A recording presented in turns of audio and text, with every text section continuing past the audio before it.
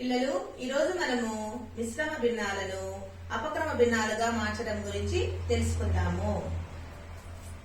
ఇక్కడ మిశ్రమ భిన్నం ఉంది కదా, 3/1/5 ఉంది. ఇక్కడ పూర్ణ సంఖ్యను హారాన్ని గుణకారం చేయాలి. వచ్చిన దానికి లవాన్ని కలపాలి. 3 5 ఎంత? 15కు 1 కలిపితే 16/5. 7 4 ఎంత?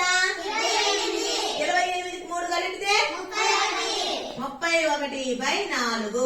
ఇప్పుడు ఒక్కొక్కరు వచ్చి వేయండి. 4 20 20కి 2 కలిపితే 20